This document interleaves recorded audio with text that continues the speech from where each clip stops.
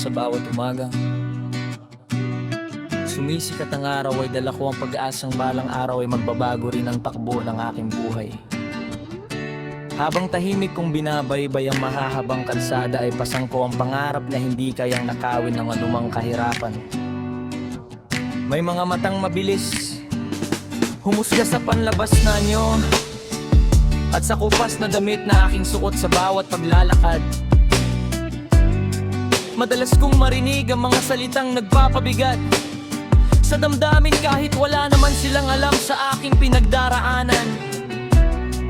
Unti-unti kong natutunan na ang tunay na lakas ay nabububo sa gitna ng mga pagsubok na walang ibang handang umako. Kapag salapi ang naging sukatan ng paggalam ay maraming pusong tapat. Ang tila nawawalan ng pagkakataong mapakinggan.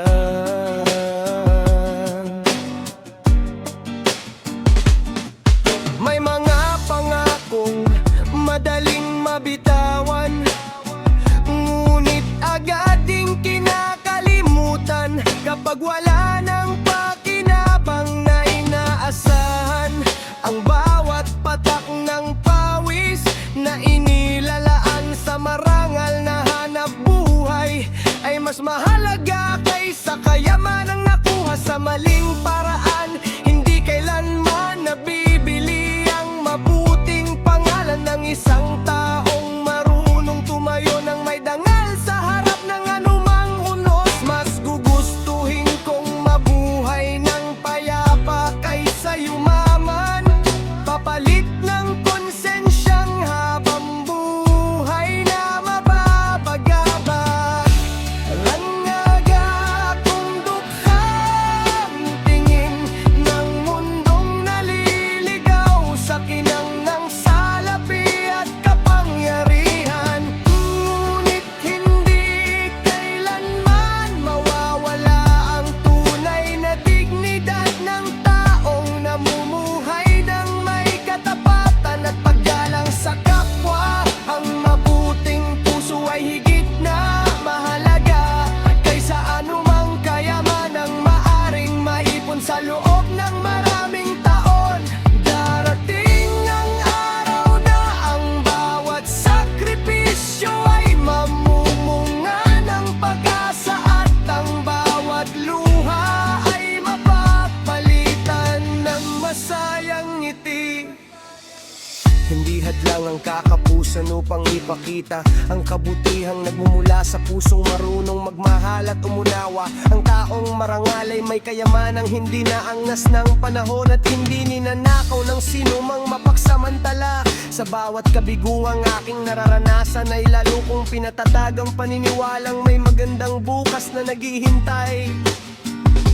Hindi ako hihinto sa pag-abot ng pangarap dahil ang bawat hakbang ay mas nagiging matibay. Sa bawat pagsubok, ang buhay ay parang mahabang paglalakbay. Nangangailangan na tiyaga, tapang at pananalig hanggang sa marating ang tagumpay. Pinagdahan na naging maaliwalas, ang aking kinabukasan ay mananatili. Akong mapagpakumbaba at marunong ingon sa pinanggalingan. Hindi ko kalilimutan mga taon nagbigay ng lakas noo. Ang tanging bangon ko ay pag-asa at matinding pananalig. Pipiliin kong maging ilaw sa mga pusong pinanghihinahan kaysa maging dahilan ng kanilang pagluha. Ang tunay na tagumpay ay nasusukat sa dami ng taong natulungan at hindi sa dami ng perang naipon. Maaring dukha sa paningin ng iba Ang isang taong kapos sa material na bagay, ngunit hindi kailanman magiging dukha ang pusong marunong magmahal, magsikap, magpatawad, at mangarap ng may buong tapang. Sa huli, ang tunay na halaga ng tao ay makikita sa kanyang pagkatao, hindi sa laman ng kanyang pulasa, kundi sa kabutihang iniwan niya sa bawat pusong kanyang nakasalamuha.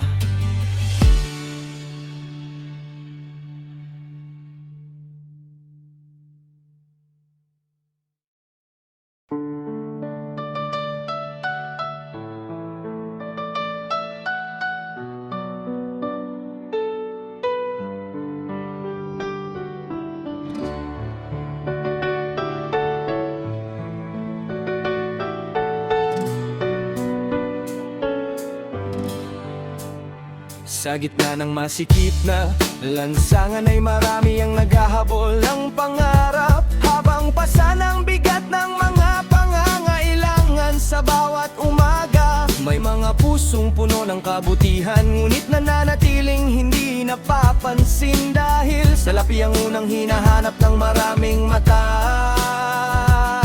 Kapag simple ang pananamit ay tila madaling husgahan ang pagkatao, kahit hindi pa naririnig ang tunay na kwento ng kanilang buhay. Maraming pangarap ang napipigil, hindi dahil sa kakulangan ng kakayahan, kundi dahil sa kakulangan ng pagkakataong maipakita ang kanilang halaga. Sa bawat araw na lumilipas ay patuloy na sinusubo ang tibay ng loob ng taong lumalaban ng marang para sa kinabukasan. Hindi lahat ng may marangyang buhay ay tunay na masaya.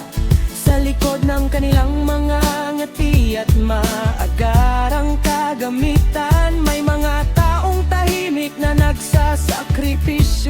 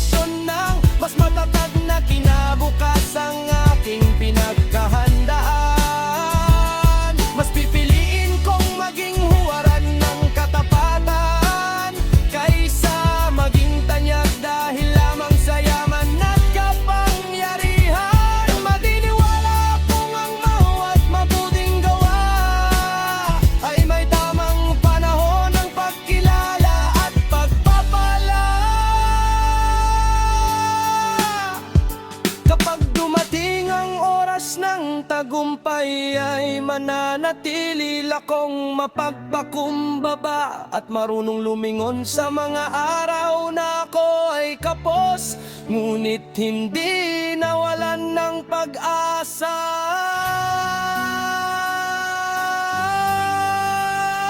Hindi ko ipagpapalit ang mabuting pangalan kapalit ng panandaliang kasikatan na walang tunay na saysay. Patuloy kong ibabahagi ang anumang biyayang matatag ako pang maging inspirasyon sa mga taong patuloy na lumalaban sa buhay.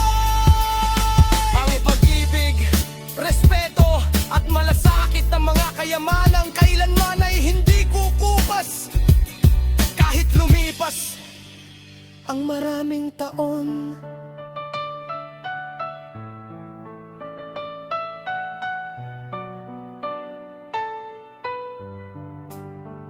Kung salapi lamang ang magiging sukatan ng pagtinsa kapwa ay maraming pusong mabuti ang mananatiling hindi napapansin. Ngunit ang kasaysayan ay laging nagbibigay ng parangal sa mga taong namuhay ng may dangal, katapatan, kababaang loob at pagmamahal na hindi kayang tumbasan ng anumang halaga ng pera.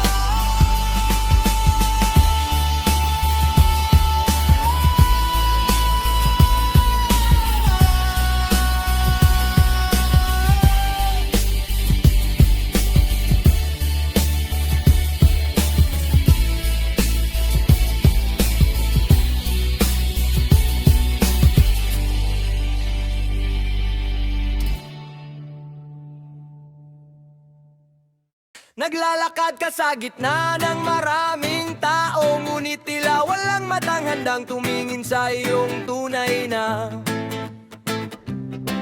pagkatao.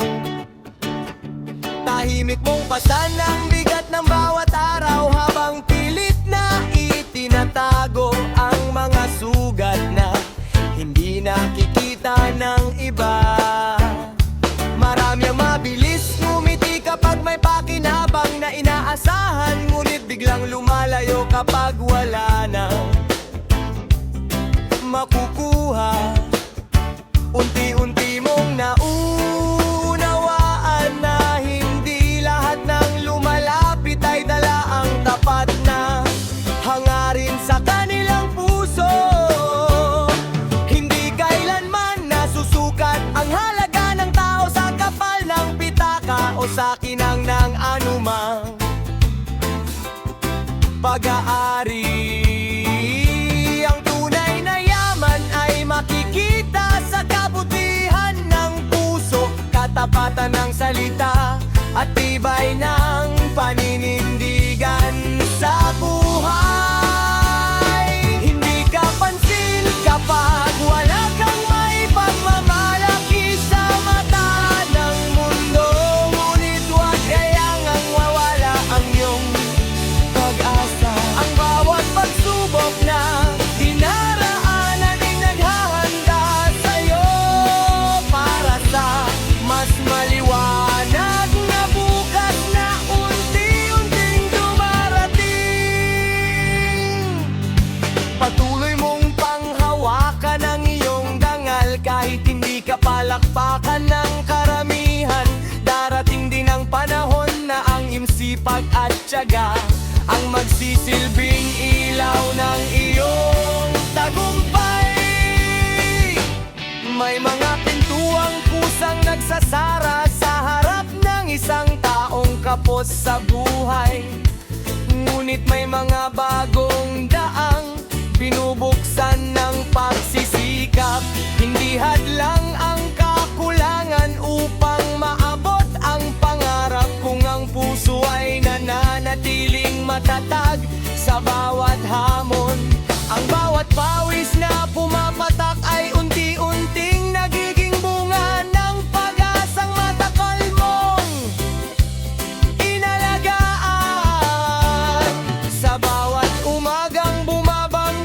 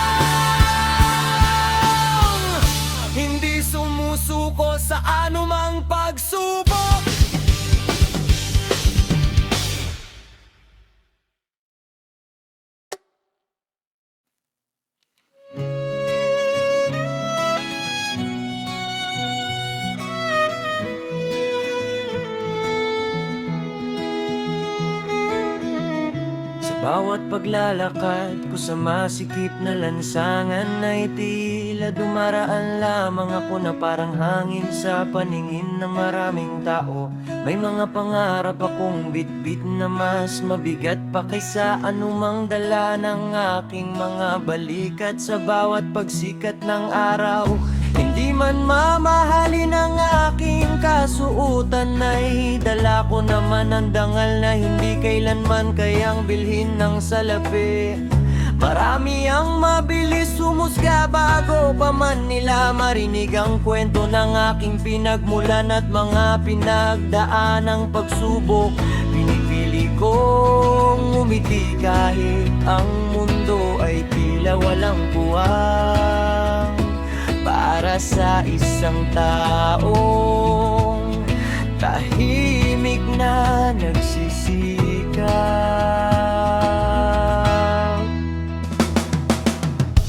Kapag ang pangalan ay hindi pa kilala, ay kakaunti lamang ang handang makinig sa bawat salitang nagmumula sa puso. May mga pintuang nananatiling nakasara kahit dala mo ang katapatan, sipag at mabuting layunin sa buhay. Hindi ko hinayaan ang pangmamalit ng ibang maging dahilan upang ihinto ang aking paglalakbay. Patuloy kong binubuo ang aking kinabukasan gamit ang tiyaga, pagod at matatag na pananalig sa sariling kakayahan. Ang bawat maliit na tagumpay ay nagsisilbing paalala na may bunga. Ang bawat araw ng pagsisikap.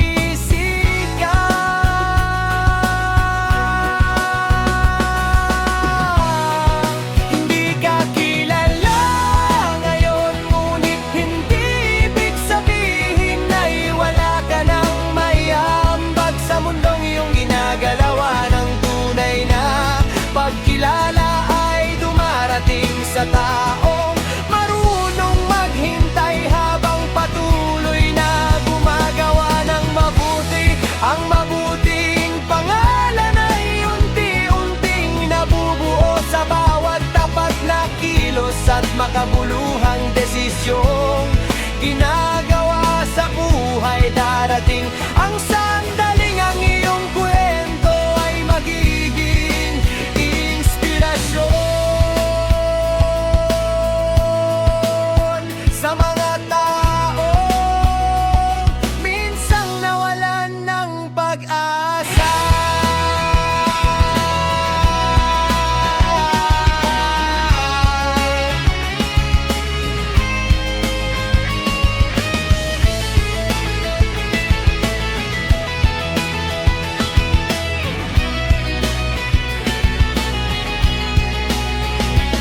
Hindi kailangan ng malalaking palakpak upang patunayan na may halaga ang bawat hakbang na ginagawa mo. Ang tunay na tagumpay ay hindi nasusukat sa dami ng taong nakakakilala, kundi sa dami ng pusong iyong natulungan. Mas mahalaga ang tahimik na pamumuhay na may malinis na konsensya kaysa sa kasikatang mabilis ding naglalaho. Sa bawat pagkakamaling aking natutuhan ay lalo akong naging matatag sa pagharap sa mga bagong hamon. Hindi ako natitinag sa mga salitang nagpapababa ng aking halaga, dahil alam kong ang panahon ang magsasabi ng katotohanan. Kapag dumating ang araw na makilala ang aking pangalan, ay pipiliin kong manatiling mapagpakumbaba.